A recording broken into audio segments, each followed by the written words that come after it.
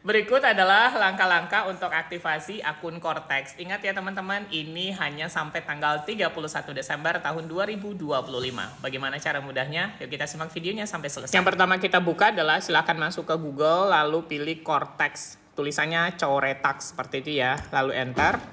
Dan silahkan pilih yang paling di atas ini. Silahkan masukkan ID penggunanya di sini, sandinya di sini, dan masukkan di sini captcha-nya ya. Kalau sudah captcha-nya sudah masuk, jangan lupa pilih login di bagian ini ya. Langkah selanjutnya, silahkan pilih profil saya dan silahkan pergi ke permintaan kode otorisasi di bagian ini ya. Nah, untuk di bagian jenis sertifikat digitalnya, yang dipilih adalah kode otorisasi DJP di bagian ini. Dan silahkan masukkan password prasenya di bagian ini ya. Kalau sudah dimasukin passwordnya, lalu kita tinggal pilih centang di bagian bawah ini ya. Nah, di bagian ini jangan lupa dicentang. Nah, kalau sudah dicentang seperti ini, tinggal pilih simpan. Nah, pastikan sudah muncul seperti itu ya. Sertifikat digital berhasil dibuat, dan kalau mau melihat silahkan unduh bukti tanda terimanya. Di bagian ini, kita kembali ke portal saya lagi, lalu kita pergi ke profil saya. Lalu kita pergi ke nomor identifikasi eksternal di bagian ini. Kemudian kita pergi ke tab Digital Certificate. Di sini ada dua ya, External Identification Numbers, dan di sini Digital Certificate. Yang kita pilih yang di bagian ini ya. Nah, umumnya biasanya ini status kepemilikannya ini masih invalid. Nah, supaya dia valid, yang kita lakukan adalah kita pergi periksa status di bagian ini. Nah, kita tinggal periksa status seperti ini dan kita tinggal tunggu sebentar, dan sekarang sudah sukses next generate.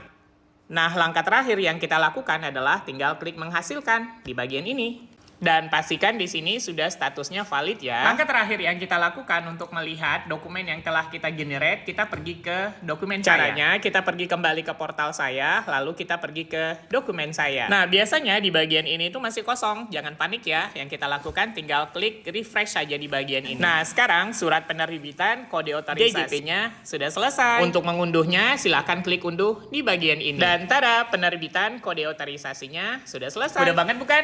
Kalau ingin tips dan trik menarik lainnya, jangan lupa follow akun ini. Terima kasih dan semoga menginspirasi.